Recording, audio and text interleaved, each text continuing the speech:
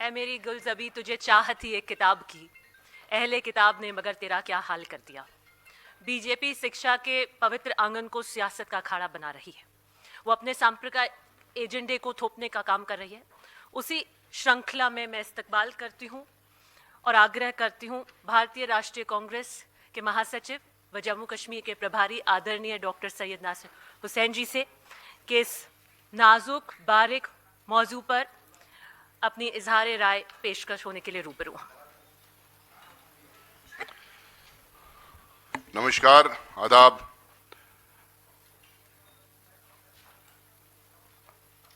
मैं स्पेसिफिक दो इश्यूज के ऊपर बात करने के लिए आपके सामने बैठा हूं। एक तो आपने कुछ दिन पहले बैतूल में जो हुई घटना को आप देखे हैं, आप लोगों ने कवर भी किया है, और उसके पहले वैष्णो देवी में जो हुआ है वो भी आपने देखा है, कवर किया है। तो उसी के सिलसिले में हम लोग अपनी राय व्यक्त करना चाहते हैं आपके सामने। भाजपा जो है शिक्षा को एक मजाक बनाती है इस देश के अंदर। हर विकसित राष्ट्र की बुनियाद होती है अच्छी शिक्षा, लेकिन हमारे देश में उस बुनियाद को ध्वस्त करने का काम भारतीय जनता पार्टी लगातार कर रही है। बैतूल में, मध्य प्रदेश के बैतूल जिले में अब्दुल नईम अपनी निजी कमाई के 20-22 लाख रुपए खर्च कर करके स्कूल का कंस्ट्रक्शन करते हैं, और वो अपने गांव के लोगों को, अपने देश के लोगों को, वहां पे जिनके साथ में उठते बैठते हैं, वहां पे कोई स्कूल नहीं थी, वहां के बच्चों को शिक्षा देने के चक्कर में, देने के लिए अपने खुद के पैसे, अपनी खुद की जमीन खरीदकर, सारे एनओसीस लेकर, सारे लाइसेंसेस लेकर वो एक स्कूल स्टार्ट करते हैं। लेकिन भारतीय जनता पार्टी का इकोसिस्टम एक्टिव हो जाता है, क्योंकि वो स्कूल स्टार्ट करने वाला मुसलमान था और क्योंकि वो अपने पैसों में वहां पे एक स्कूल स्टार्ट किया था। पूरा इकोसिस्टम एक्टिव हो जाता है, अफवाहें फैलाए जाते हैं, अवैध कंस्ट्रक्शन करके बोला जाता है, मदरसा चलाया जा रहा करके बोला जाता है, जबकि उस गांव में सिर्फ 3 मुस्लिम फैमिलीज रहते हैं, मात्र 3 मुस्लिम फैमिलीज रहते हैं। 3 मुस्लिम फैमिली रहते हैं तो उनके लिए मदरसा नहीं स्टार्ट किया जाता है, इतना बड़ा सा। वो वहां के आदिवासी बच्चों को, क्योंकि आदिवासी इलाका है, आदिवासी बच्चों को, अपने गांव के, अपने आसपास में जो रहते हैं उन बच्चों को शिक्षा देने के नियत से वो स्कूल स्टार्ट करता है। लेकिन कलेक्टर बिना कोई पूछताछ के, बिना कोई इन्वेस्टिगेशन के, बिना कोई उनको नोटिस दिए हुए सीधा बुलडोजर लाते हैं और बुलडोजर चला देते हैं। इससे एकदम साफ जाहिर होता है कि आप अगर एक समुदाय से हैं तो आप कोई संस्था चला नहीं सकते, आप किसी को शिक्षा दे नहीं सकते, आप किसी की मदद कर नहीं सकते। उसी तरह से कुछ दिन पहले हम लोगों ने जम्मू कश्मीर में देखा है, जहां का इंचार्ज मैं हूं, जहां की इंचार्ज दिव्या मदेरना जी भी हैं। वहां पे हम लोगों ने देखा है कि किस तरीके से एक मेडिकल कॉलेज को इन्होंने बंद किया। उससे आने के पहले मैं आपको बताता हूं कि किस तरह से ये लोग शिक्षा के क्षेत्र में संप्रदाय, शिक्षा का संप्रदाय, कम्युनलाइजेशन लगातार कर रहे हैं। कर्नाटक के बेलगावी में 2025 में, जुलाई 2025 में आप लोगों ने देखा कि स्कूल का हेडमास्टर एक मुसलमान था। उस स्कूल के हेडमास्टर को बदनाम करने के लिए स्कूल की टैंकी में वहां के कुछ लोग जाके जहर मिलाते हैं और उसको सस्पेंड करवाने की कोशिश करते हैं, ट्रांसफर करवाने की कोशिश करते हैं। जब वहां पे इन्वेस्टिगेशन होता है तो वहां पे पता चलता है कि वहां के जो फ्रिंज एलिमेंट जो इस सोच के हैं, उन लोग को अरेस्ट किया जाता है। 4 लोग को वहां पे अरेस्ट किया गया। 12 बच्चे वहां पे बीमार हो गए थे, हॉस्पिटलाइज हुए थे। उसके बाद 4 लोगों को जिनको अरेस्ट किया गया था वो इसी फ्रिंज एलिमेंट्स थे और इस सोच के लोग थे।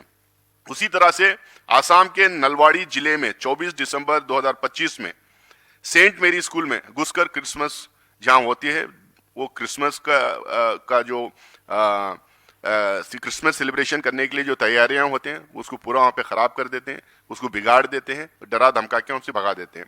उसी तरह से हम लोगों ने उत्तर प्रदेश में देखा है कि 25 दिसंबर को जो छुट्टी दी जाती थी, वो छुट्टी ना देने की मांग, और स्कूल में जो क्रिसमस का सेलिब्रेशन होता था वो सेलिब्रेशन नहीं करना है करके बोल के कुछ फ्रिंज ऑर्गेनाइजेशन, खासकर मुझे लगता है कि वहाँ के वीएचपी, विश्व हिंदू परिषद और उस तरीके के संगठनों ने उसका एक कॉल देते हैं।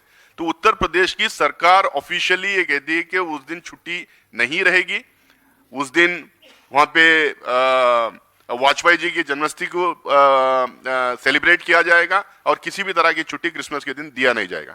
ये शिक्षा का जो संप्रदायीकरण जो ये कर रहे हैं, जिस तरह से जहर घोलने का काम कर रहे हैं, उसी लाइन पे वैष्णो देवी कॉलेज का, जहाँ के इंचार्ज हम लोगों ने, जैसा मैंने बताया, वहाँ पे एक इतनी बड़ी चीज सामने आई है कि नीट के द्वारा एग्जामिनेशन होता है, बच्चे सेलेक्ट होते हैं, वहाँ पे एडमिशन हो जाता है। अचानक सूची में पता चलता है, जब फाइनल लिस्ट आती है, लिस्ट एग्जामिनेशन की नहीं, लिस्ट एडमिशन की जब आती है, उसमें 42 लड़के, 50 में 42 लड़के मुसलमान होते हैं। अब उसमें हम लोग पता करने की कोशिश करें, क्योंकि हम लोग को भी पहले ऐसे लगा कि वैष्णो देवी टेम्पल के नाम पे या ट्रस्ट के नाम पे एक मेडिकल कॉलेज चल रही है, तो उसमें ऐसा कैसा हो गया। लेकिन दो सवाल उसमें उठते हैं। एक तो जो है सिर्फ ट्रस्ट की कॉलेज है क्या? नहीं, ये कॉलेज स्टेट गवर्नमेंट के द्वारा, एक एक्ट के द्वारा स्टार्ट की गई ये कॉलेज थी। ट्रस्ट और स्टेट गवर्नमेंट का दोनों को पैसा उसमें लगता है, नंबर 1। दूसरा जो है, नीट एग्जामिनेशन के द्वारा एडमिशन हुआ था। एडमिशन होने के बाद में देयर समथिंग कॉल्ड डोमिसाइल, वहाँ पे काउंसलिंग जब होती है, नीट के बाद में काउंसलिंग होती है, हर बच्चा ये कोशिश करता है कि अपने डिस्ट्रिक्ट की जो मेडिकल कॉलेज या इंजीनियरिंग कॉलेज है उसमें दाखला लें। वो ऑप्ट करते हैं अपने आसपास के कॉलेजेस में। तो यहाँ पे भी उसी तरह से बहुत सारे बच्चे एडमिशन लिए थे। जब उनको काउंसलिंग में दूसरे कॉलेजेस में, अपने घर के आसपास जाके रहने के कॉलेजेस में मौका मिला, तो वहां से निकल के दूसरी तरफ गए और यहाँ के लोकल बच्चे यहाँ पे रह गए, यानी तो दूसरी जगह जिनको एडमिशन मिला था, जब यहाँ वैकेंसीज क्रिएट हुए तो यहाँ पे आए। तो इस चक्कर में, क्योंकि उस प्रदेश में मेजॉरिटी मुस्लिम पॉपुलेशन है, वो बच्चे चाह रहे थे वहीं पे पढ़ना, अपनी स्टेट में रहना चाह रहे थे, तो उनको एडमिशन मिला।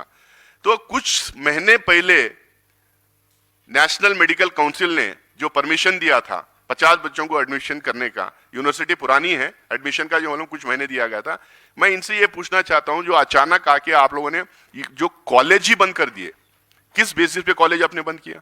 क्या आपने पहले सारे रूल्स एंड रेगुलेशंस फॉलो नहीं किए थे? क्या आपने पूरी इनके लाइसेंसेस और इनका इंफ्रास्ट्रक्चर आपने पहले देखा नहीं था? सारा कुछ देखने के बाद आप परमिशन देते हैं, सिर्फ और सिर्फ इसलिए कि नंबर ऑफ स्टूडेंट्स एक कम्युनिटी से ज्यादा थे। आप जो है एक हवा क्रिएट करके, नफरत पूरे रास्तों पे उतार के, धरना प्रदर्शन करके आप एक इंस्टीट्यूशन बंद करवाते हैं, जहां पे खासकर जम्मू कश्मीर जैसे स्टेट में, जहां पे एक एक डॉक्टर, एक एक नर्स जो है वहां पे भगवान के रूम पे वहां पे सामने आता है। जिस तरीके का स्टेट है, सिक्योरिटी वहां पे प्रॉब्लम है, जिस तरह के हादसे वहां पे होते हैं, वहां पे और भी ज्यादा जरूरत है कि मेडिकल कॉलेज वहां पे रहे। लेकिन इन्होंने एक तर्क बार बार जो आ रहे थे कि वैष्णो देवी टेम्पल ट्रस्ट के नाम पे जो है कॉलेज चल रही थी, जो मैंने बताया कि सिर्फ उसमें नहीं, स्टेट गवर्नमेंट का भी उसमें हिस्सा है। मैं उनसे ये सवाल पूछना चाहता हूं, हिंदुस्तान भर में बहुत सारे ऐसे दरगाहें हैं, बहुत सारे मस्जिदें हैं, बहुत सारे ईदगाहें हैं और बहुत सारे अंजुमन जो एसोसिएशन बोलते हैं वो हैं। इनके नाम पे बहुत सारे colleges, medical colleges, dental colleges, engineering colleges, pharmacy, management colleges, schools चल रहे हैं बहुत सारे हिंदुस्तान भर में। और सारे के सारे इंस्टीट्यूशन में ऐसा है नहीं कि 100% उसी समुदाय के लोग जाते हैं। कई जगह माइनॉरिटी से ज्यादा मेजॉरिटी पढ़ते हैं, मेजॉरिटी कम्युनिटी के स्टूडेंट्स उसमें पढ़ते हैं।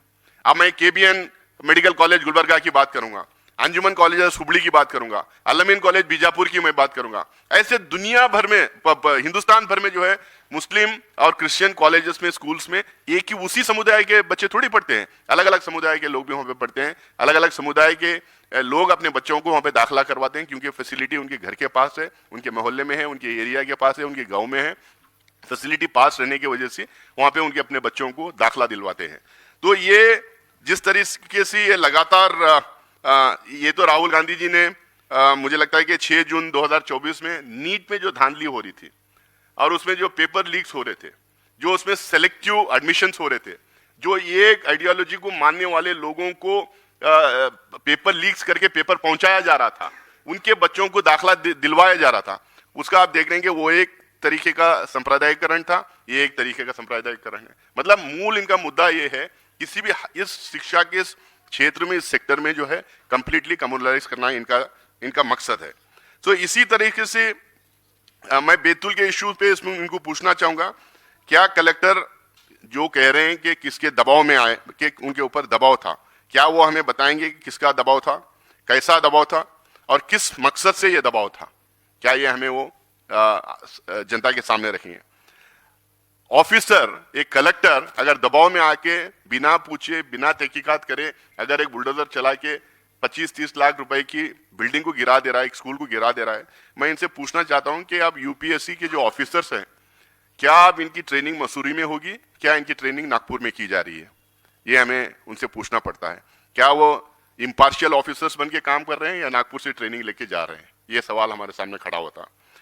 अब सेपरेशन ऑफ पावर्स की जो हम बात करते हैं, कॉन्स्टिट्यूशनल मोरालिटी की हम बात करते हैं, कमिटेड ब्यूरोक्रेसी की हम बात करते हैं, सिंसियर ब्यूरोक्रेसी की हम बात करते हैं, तो इसके ऊपर भी एक बड़ा सवाल खड़ा हो जाता है।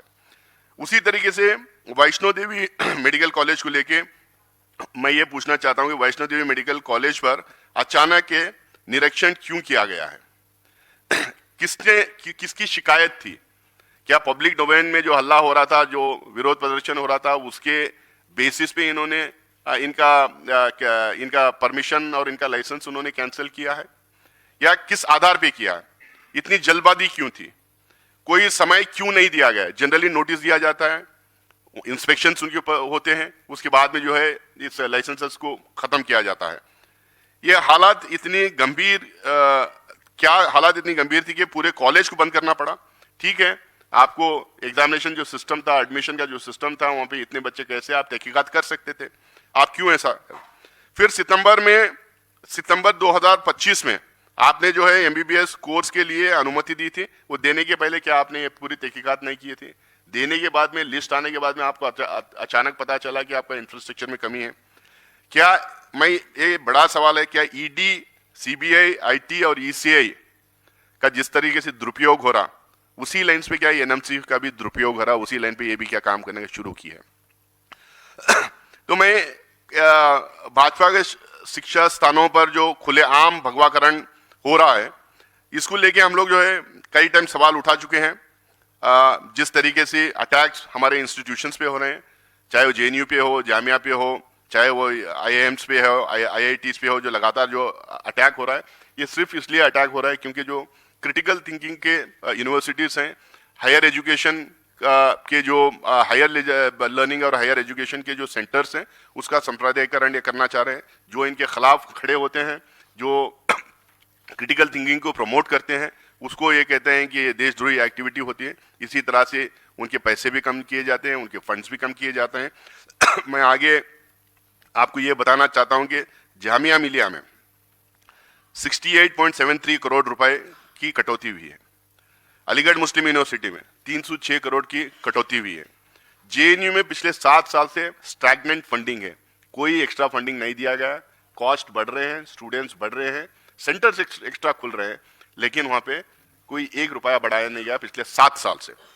ये सिस्टमेटिक और सेलेक्टिव अप्रोच जो है, जो पिक एंड चूज जो अप्रोच है, इससे साफ दर्ज जाता है कि आप एक खास सोच को बढ़ावा देना चाहते हैं।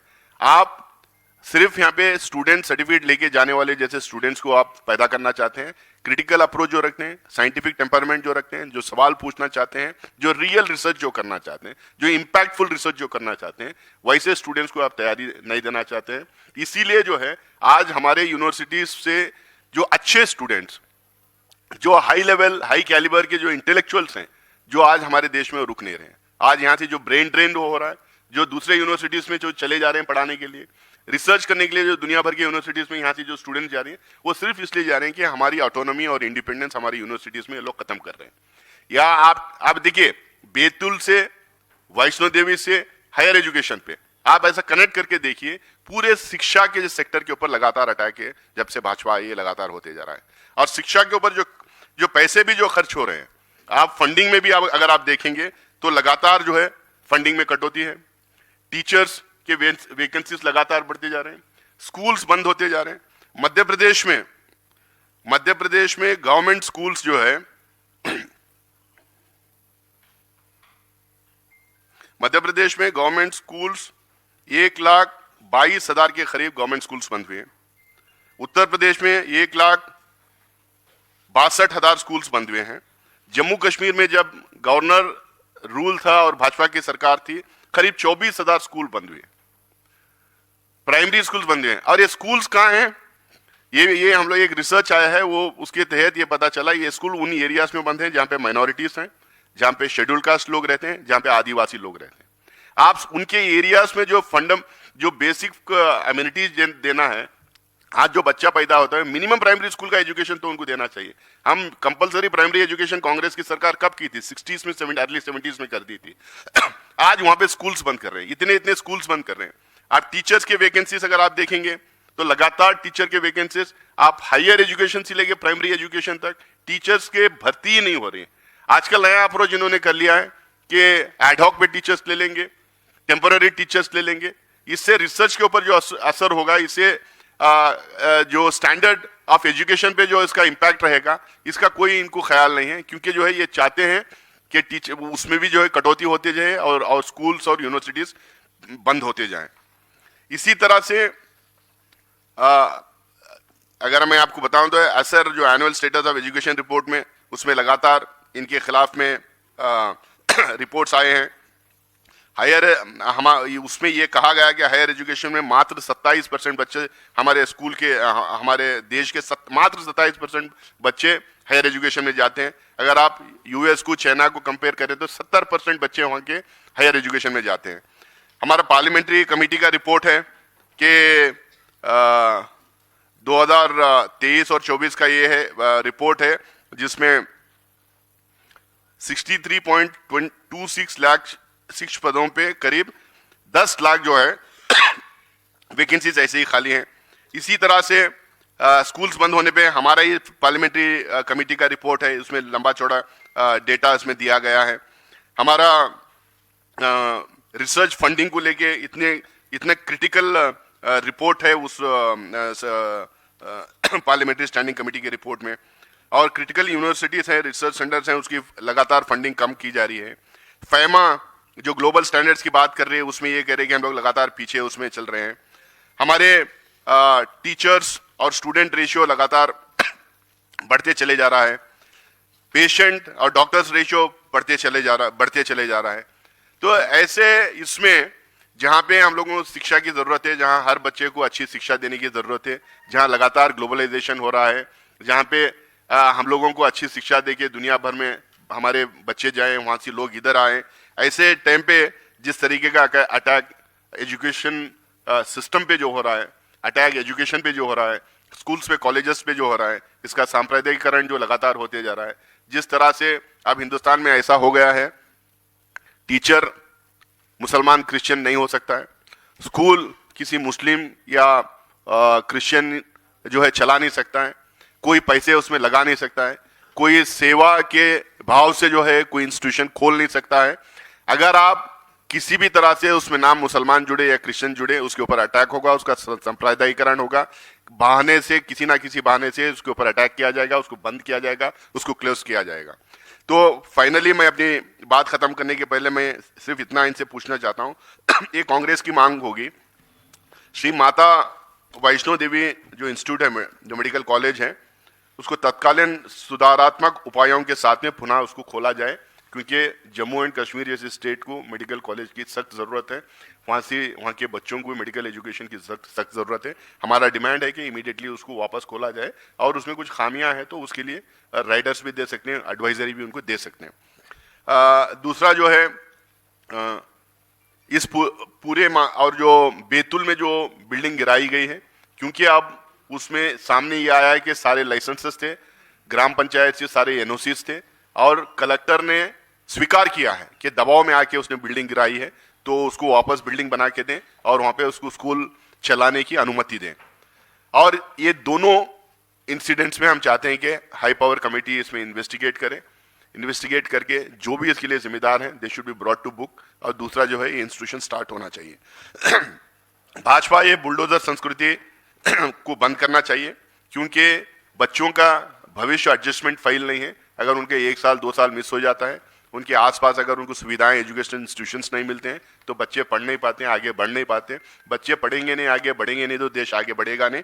तो ये राजनीति, उनकी जो जहरीली राजनीति है, खासकर एजुकेशन के क्षेत्र में, इसको उनको खत्म करना चाहिए। भाजपा बार बार ये कहते हैं कि सबका साथ सबका विकास का नारा दे के प्रधानमंत्री से लेके सारे उनके स्पोक्स पर्सन यही बोलते हैं, सबका साथ सबका विकास करके। लेकिन जमीनी सच्चाई ये है, युवाओं के साथ अन्याय हो रहा है, शिक्षा के साथ खिलवाड़ हो रहा है, और जवाबदेही पूरी तरह गायब है और बुलडोजर की राजनीति चल रही है। इस बुलडोजर की राजनीति को खत्म करें, जहरीली राजनीति खत्म करें, भेदभाव की राजनीति खत्म करें, सांप्रदायिकरण बंद करें और ज्यादा से ज्यादा स्कूल्स कॉलेजेस खोले। और ये जो हिंदू मुस्लिम, हिंदू क्रिश्चियन, ये जो बार बार फैलाकर वो 25 दिसंबर 1 जनवरी को जो अटैक्स करते रहते हैं, ये बंद करें। और फिर से दोबारा इस मांग के साथ कि वैष्णो देवी माता Vaishno Devi institute of medicine को दोबारा खोला जाए, दोबारा परमिशन दे खोलने के लिए, और बैतूल की वो अब्दुल नईम की बिल्डिंग दोबारा बना के दे, वहाँ स्कूल खोलने का परमिशन दे। बहुत बहुत शुक्रिया आप लोगों का। और दिया है शहर के हाकिम ने अपनी फौज को हुक्म कि इस कबीले का कोई जवान शिक्षित ना रहे। डॉक्टर्स आपातकालीन वार्ड के अंदर धर्म ग्रंथ नहीं पकड़ते हैं, स्टेथोस्कोप पकड़ते हैं। जिस भारत के अंदर स्टेथोस्कोप और किताबें होनी चाहिए, वहाँ ताले जड़े जा रहे हैं। मैं आज इस वक्त याद करना चाहूँगी, स्मरण करना चाहूँगी श्रीमती सोनिया गांधी जी का, जिनके यूपीए के कार्यकाल के निर्णय आज नज़ीर बन के आने वाली पीढ़ियाँ याद करेंगी। कांग्रेस राइट टू एजुकेशन लाई थी, ये right to demolish education systems लेकर आ रहे हैं। If choosing politics over doctors, this government is choking the arteries of public health care. शिक्षा सिर्फ चुनावी जुमला बन गया है भारतीय जनता पार्टी के लिए। ये एक सोची समझी साजिश के तहत पढ़ने लिखने वाले नौजवान को और उनकी तर्कशीलता को खत्म करना चाहते हैं, ताकि इनकी व्हाट्सएप यूनिवर्सिटी का पाठ्यक्रम चलता रहे। प्रशासन अब केवल सिर्फ व्हाट्सएप की अफवाहों पे बुलडोजर चला देता है। ये सोचने का विषय है। बीजेपी के लिए डिग्री रद्दी के बराबर और शिक्षण संस्थान जैसे उन्होंने खंडर बनाने की कसम खा ली है। इस माहौल के अंदर मीडिया का रोल और संवाद बहुत महत्वपूर्ण है, इसलिए मैं इस मंच को प्रश्नों के लिए खोलती हूँ।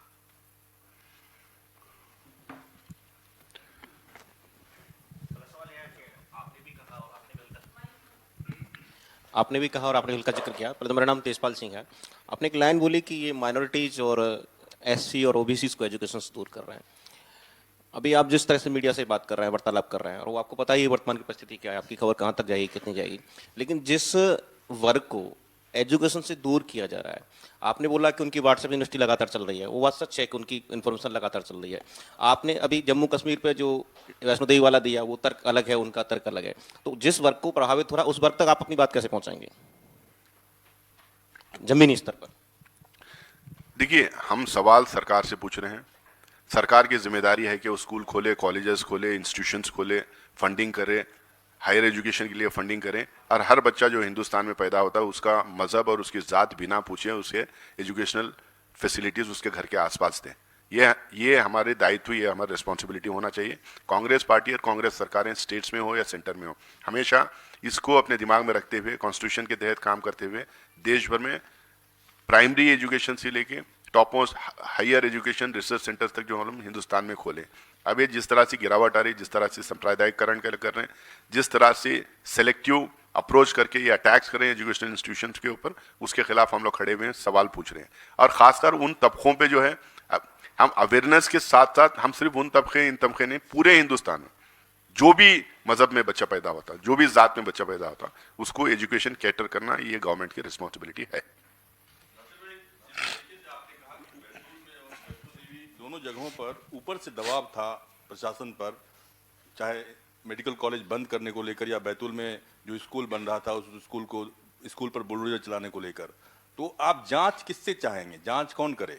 मैं हाई लेवल प्रोब की हम मांग कर रहे हैं, जुडिशियल प्रोब करें, हाई कोर्ट का जज उसमें प्रोब करें। देखिए, वीडियो सामने है, वीडियो में देख के आ रहा हूँ, वीडियो सामने है, आपको भेज भी दूंगा। डिस्ट्रिक्ट कलेक्टर बैतूल में कहता है कि उसको ऊपर से दबाव था, ये वीडियो है। और माता वैष्णो देवी कॉलेज में जो है बिना कोई इन्वेस्टिगेशन करे, भाई वहां पे मांग क्या थी, वहां पे इशू क्या रेस कर रहे थे? इशू ये रेस किया गया था कि 50 बच्चे हैं, 42 बच्चे एक कम्युनिटी से आ गए हैं, और वो पैसा जो लग रहा है माता वैष्णो देवी ट्रस्ट का है। अब हम लोग को बाद में पता चला स्टेट एक्ट के तहत यूनिवर्सिटी कॉलेज स्टार्ट की गई थी, पैसा स्टेट का और ट्रस्ट का दोनों लगता है। नीट के द्वारा नीट के एग्जामिनेशन के द्वारा स्टूडेंट्स का सिलेक्शन हुआ, काउंसलिंग के द्वारा अपनी कॉलेजेस ऑप्ट करते हैं। जहां पे वो बच्चे ऑप्ट करके, जहां पे वो बच्चों को एडमिशन मिला था, उन्होंने काउंसलिंग में अपने घर के आसपास के कॉलेजेस में, अपने स्टेट के कॉलेजेस में उन्होंने वापस गए, वैकेंसीज क्रिएट हुई। वहां के बच्चों को जो मेडिसिन में दाखला मिला था, वो अपने घर के पास अपने स्टेट में जो कॉलेज खुली थी वहां पे वो दोबारा ऑप्ट करके आ गए। तो इसका मतलब ये है ट्रांसपेरेंट तरीके से एडमिशन हुआ था। अब किसी की मजहब और किसी की जात पूछ के थोड़ी आप ये कहते हैं, उसके मार्क्स देके उसको एडमिशन दिए। ये सवाल जब उठाया गया, अचानक एनएमसी आती है, कहती कि इंफ्रास्ट्रक्चर नहीं है, खामियां हैं, प्रॉब्लम है। भाई 6 महीने पहले तो आप ही तो एडमिशन का परमिशन दिए थे, आप ही ने लाइसेंस दिया था, आप ही ने एनओसी दिया था, आप ही के द्वारा जो कंडक्ट किया गया एग्जामिनेशन के द्वारा एडमिशन हुआ था। तो इसमें प्रोब होना चाहिए कि हाथ किसका है, इशारा किसका है, किसने उनको डायरेक्ट किया इस कॉलेज को बंद करने के लिए। और बैतूल में भी वो जो कलेक्टर है, जो आईएएस ऑफिसर है, उसके ऊपर भी कार्रवाई होना चाहिए। अगर ऑफिसर्स जो न्यूट्रल होना चाहिए वही लोग दबाव में, पॉलिटिकल दबाव में आके इस तरह की हरकत करेंगे तो फिर ये हो जाएगा कि जिसकी सरकार बने उसी का बैंड बाजा चलेगा। Sir, I'll add a point to this. I like to add a point. You think? ये हम सब जानते हैं कि कोविड में हमने पब्लिक हेल्थ केयर को देखा था चरमराते हुए। प्राइवेट हेल्थ केयर ने तो हाथ खड़े कर दिए थे, लेकिन पब्लिक हेल्थ केयर की भी असलियत सामने आ गई थी। डॉक्टरों की कमी एक राष्ट्रीय संकट है। प्रधानमंत्री जी जो हर बात पे मन की बात करते हैं और पतंग उड़ा रहे थे अभी, मुझे लगता है प्रधानमंत्री जी को जवाब देना चाहिए कि 50 बच्चों के भविष्य का सवाल था और हम पहली वो सरकार होंगे जो एक कॉलेज के बंद होने पर वहां की सत्ता विजय उत्सव मना रही थी। तो इसका जवाब मुझे लगता है प्रधानमंत्री जी को देना चाहिए। Mata Vaishno Devi Medical College, BJP seemingly seems to be emboldened after this. And even one of their MLAs today has said that now this National Law University, which is scheduled to start from a temporary campus in Kashmir this year. So now the BJP now wants this National Law University be either shifted to Jammu or not started at all. So how do you see this? Nasir sir, I will add one more point to this question. And even we have seen that when the protests were going on in Kashmir to shut the college, there were demands from several of the BJP MLAs specifically, as they had written to the Lieutenant Governor over there to reserve seats only for Hindus in that Sri Mata Vaishno Devi Medical Institute.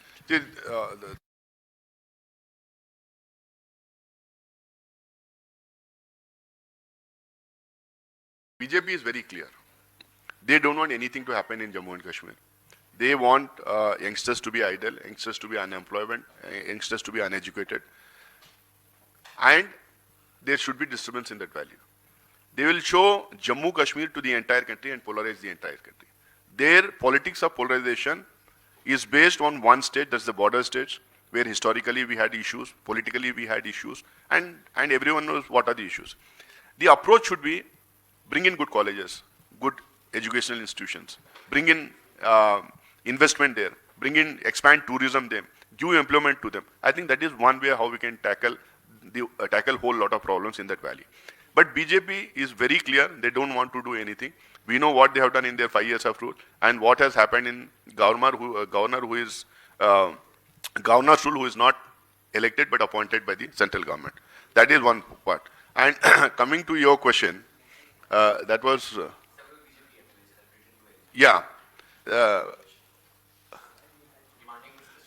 on that, I think I tried to touch that subject.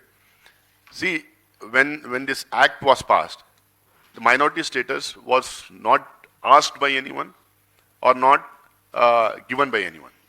If they really wanted to be a minority institution, Hindus are minority in that state. There is there are minority institutions across the country.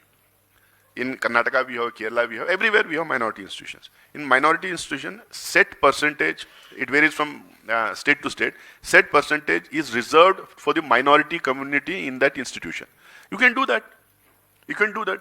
If the funds are being used only by the Mata Vaishno Devi Trust, they can actually ask for a minority status for that institution. A set number of seats can be reserved. That many seats will be reserved for one community and the rest will be open for everyone else. That is the pattern in all the minority institutions across the country.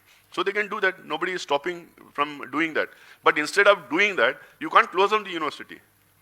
You can't put this you can't put this future of 50 students who have been selected there in disarray. Today 50 students are there. Tomorrow 500 students can come out from that college. Instead of improving it, developing it, you are closing that institution. Sir, क्या मौजूदा सरकार वहाँ पे बेबस है इस मसले पे, आपको लगता है? देखिए, हम लोग सरकार को बाहर से सपोर्ट कर रहे हैं. हमारा डिमांड एकदम साफ है कि माता वैष्णो देवी इंस्टीट्यूट को दोबारा खोलना चाहिए और जो भी इसमें इन्वॉल्व हैं उसके खिलाफ इंक्वायरी होना चाहिए, और छोटे मोटे उसमें सुधार की अगर कोई बात है इंस्टीट्यूट को राइटर या एडवाइजरी उनको देना चाहिए। वहाँ के छात्राओं को, वहाँ के बच्चों को जो है वहाँ पे एक सुविधा जो मिल सकती थी एक कॉलेज की, वो सुविधा से उनको दूर नहीं करना चाहिए, ये हमारी मांग है। सर,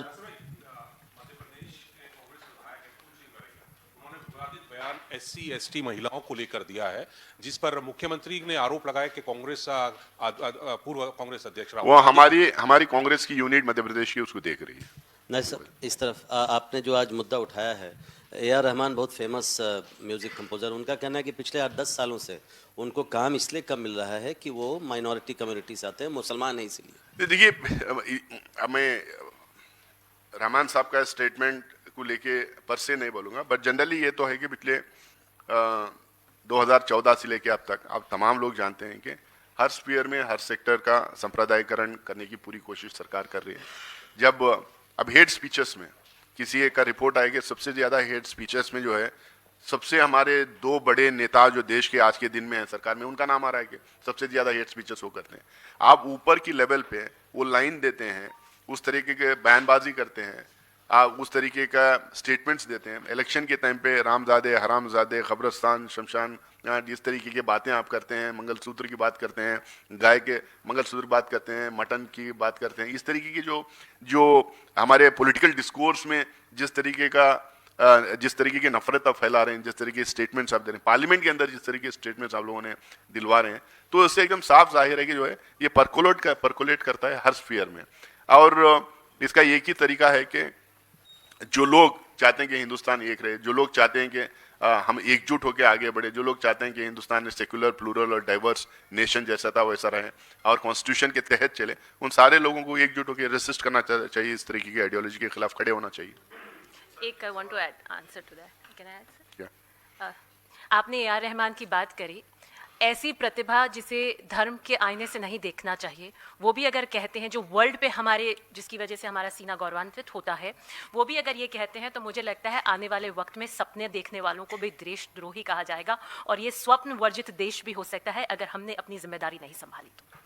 सर, उसके वो जो आप कह रहे थे, अब तो AR रहमान कहने से ये सवाल, AR रहमान के स्टेटमेंट से जो है एक डिबेट के लिए एक मुद्दा बन गया है देश में।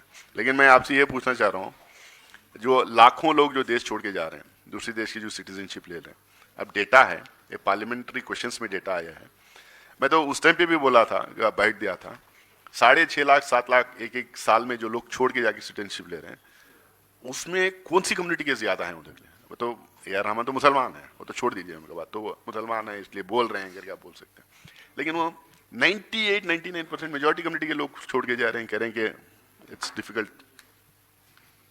सर, कल BMC के नतीजे आए, अभी खबर आ रही है कि एकनाथ शिंदे गुट अपने काउंसलर्स को, BMC के काउंसलर्स को एक 5 स्टार होटल में शिफ्ट कर रहे हैं पोचिंग के डर से। जब तक सत्ता पे काबिज नहीं हो जाते हैं तब तक वो पूरे यूनिट को इंटैक्ट रखने के लिए एफर्ट लगा रहे हैं, खबरें आ रही हैं। डर किससे रहे हैं?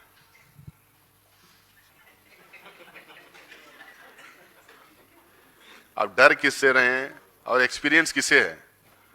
उन्हीं को एक्सपीरियंस है, ये पोचिंग का स्प्लिट कराने का एक्सपीरियंस उनको है, और डर उनको है जिसके कहने पे उन्होंने ये पोचिंग करके स्प्लिट करके उनके साथ गया था, वो लोग कुछ भी कर सकते हैं।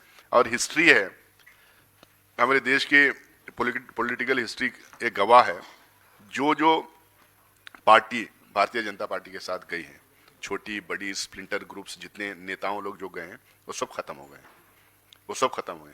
एक स्टेटमेंट जाती है अपने अस्तित्व बनाने के लिए, अपना प्रेजेंस वहाँ पे बनाने के लिए, जो छोटी मोटी पार्टियों के साथ अलायंस करते हैं, फिर उसको खा लेती है वो पार्टी, निगल जाती है, फिर वो अपनी बड़ी पार्टी बन जाती है। पिछले असेंबली इलेक्शन में स्ट्राइक रेट सबसे ज़्यादा किसका था? महाराष्ट्र में। बिहार में सबसे ज़्यादा किसका है? महाराष्ट्र। तो वो उनके दम पे अपने आप को खड़ा करती है, उनको ख़त्म कर लेके चले जाती है। शिंदे जी वो जल्द रियलाइज़ कर लें, और रियलाइज़ कर लें तो एक्शन भी ले लें।